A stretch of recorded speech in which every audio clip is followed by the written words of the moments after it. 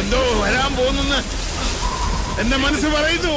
ശപസൂര്യ ശോഭയിൽ തെളിയുന്ന ദ്രോണ, നക്ഷത്ര കോടികൾ കഥിപനാം ദ്രോണ, ഉദയത്തിലോംകാര ശംഖമാം ദ്രോണ, ശരമാരിയാൽ ശിവനെ അർച്ചിച്ച ദ്രോണ.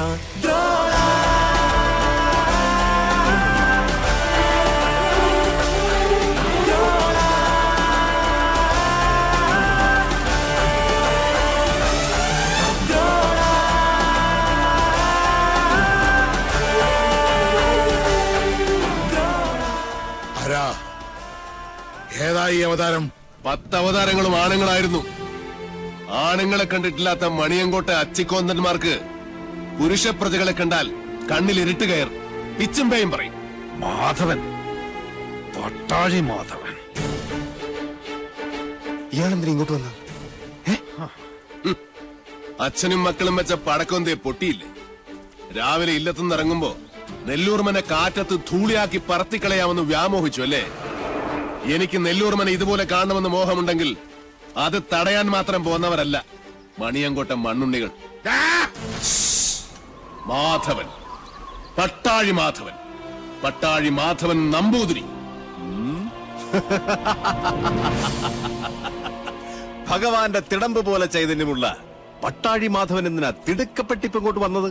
മന വാങ്ങാനോ അതോ കുഞ്ഞുണ്ണിയുടെ കൊലയറ കാണാൻ?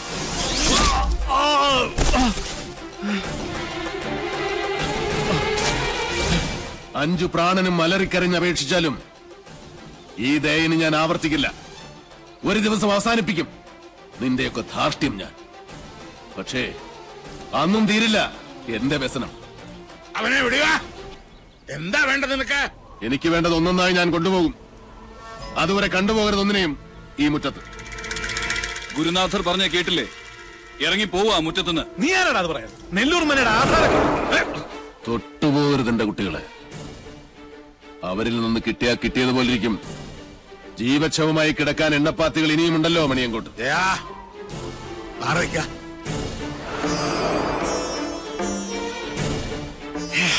ആധാരം കാണണോ? നല്ല ഒറിജിനൽ ആധാരം കൈവശമുള്ള അവകാശിയെ കാണുമ്പോൾ ഉള്ളുകാളിൽ താഴെ വീഴരുത് മണിയങ്കോട്ടുകാരനവര്.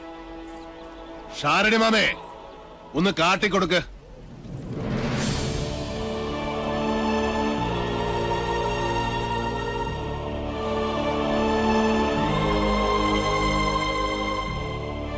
നെല്ലൂർ മനയുടെ അവകാശി തുളസിമണി.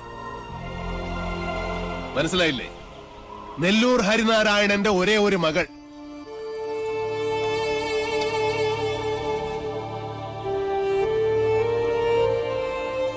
ഗുപ്തൻ ഓർമ്മയില്ലേ ആ ദിവസം? അന്ന് ഹരിയുടെ തോളിലിരുന്ന 5 വയസ്സുകാരി പെൺകുട്ടിയെ ആർക്കും കൊടുത്തില്ല. മണിയങ്കോട്ട് സാവിത്രിയുടെ കണ്ണിപ്പോലും പെടാതെ ഇവളെ ഞാൻ ഷാനത്തെ അടുക്കളയിലിട്ട് വളർത്തി. ദുഷ്ടഗ്രഹങ്ങളുടെ ദൃഷ്ടിയിൽ നിന്നും ഒളിപ്പിച്ചു. സൂക്ഷിച്ചു നോക്കി മുഖത്തേക്ക്. ഇത് ഹരിനാരായണന്റെ മകളല്ലെന്ന് പറയാൻ പറ്റുമോ ക്രമൂപ്പീന്? പറ്റില്ല.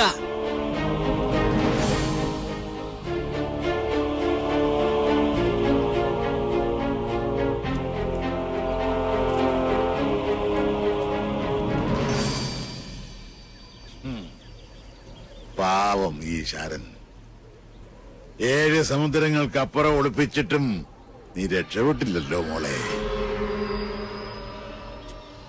എത്ര ആവാഹിച്ചിട്ടും സാവിത്രി ഇറങ്ങി വരാത്തതിന്റെ രഹസ്യം ഇപ്പൊ മനസ്സിലായി. കാത്തിരിക്കുക അവള്. ചെല്ല്, വലതുകാല് വെച്ചങ്ങടെ കയറുക. ഈ തുളസിക്കതിരും സാവിത്രി പറിച്ച് തലേ ചൂടും. അതിനു മുമ്പ് സാവിത്രിയെ ചുട്ട് ഭസ്മമാക്കി നിങ്ങളുടെ നെറ്റിയിൽ ചാർത്തിയിട്ടുണ്ടാവും മാധവൻ. പഞ്ചഭൂതങ്ങളും അഷ്ടദിക്കുകളും 5 സ്വരൂപത്തിൽ വാഴുന്ന ഈശ്വരൻ സാക്ഷി. ഇന്ന് തുടങ്ങും നിന്റെയൊക്കെ രാപ്പനി. പോ, ചെന്ന് രാശി വെച്ച് നോക്ക്. നിന്റെയൊക്കെ ലഗ്നത്തിലും ചന്ദ്രനിലും മൃത്യു നിറഞ്ഞു നിൽപ്പുണ്ടാവും. പോ, വന്ന വഴിക്ക് പോകാൻ. മക്കൾക്ക് അച്ഛൻ വഴികാട്ടി കൊടുക്ക.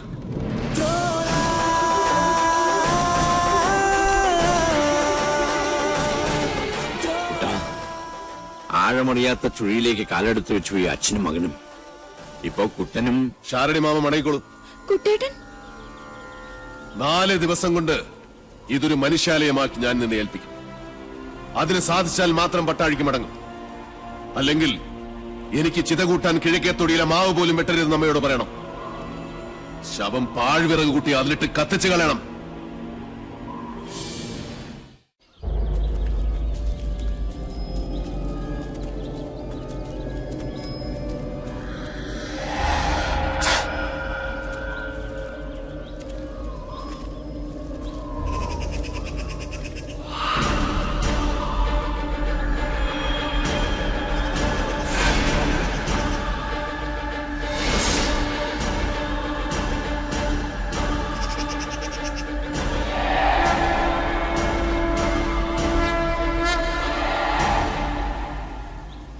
ബ്രാഹ്മണ ഭൂമിക്ക് ശുഭ്രനിറവും നെയ്യിന്റെ ഗന്ധവും ഉണ്ടാകും.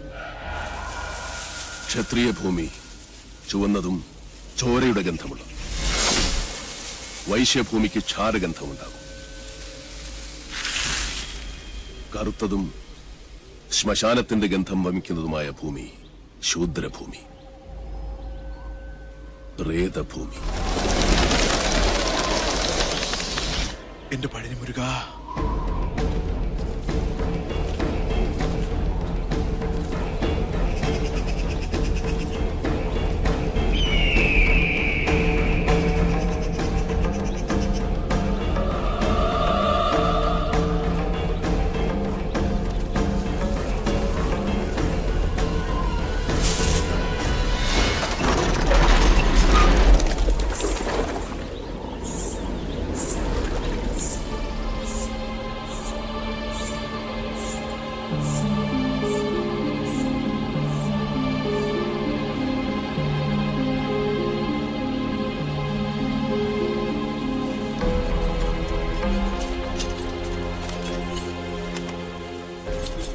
കൊള്ളാം.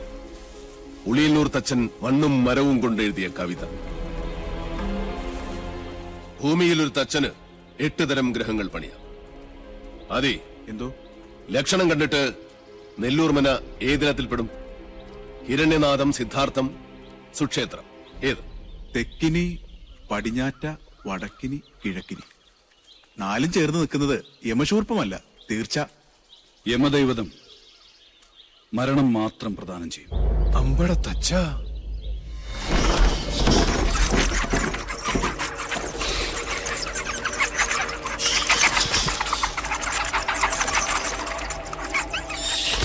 ആദി, ശരവണ, പഴനിയിൽ ആറാടിയ ഭസ്മവും പഞ്ചാമൃതവും ഉണ്ട്.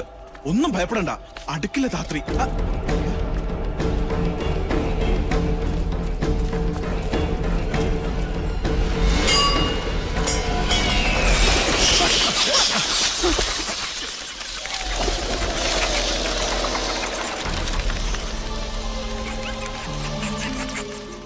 തിരുത്തും. എഴുതിയവനെ കൊണ്ട് തന്നെ ഈ കവിത ഞാൻ തിരുത്തിക്കും. സന്ധ്യയ്ക്ക് മുമ്പേ ഉളിയന്നൂർ തച്ചന്റെ തന്നെ താവഴിയിൽ ഒരുത്തൻ ചെമ്പറയിലെത്തും.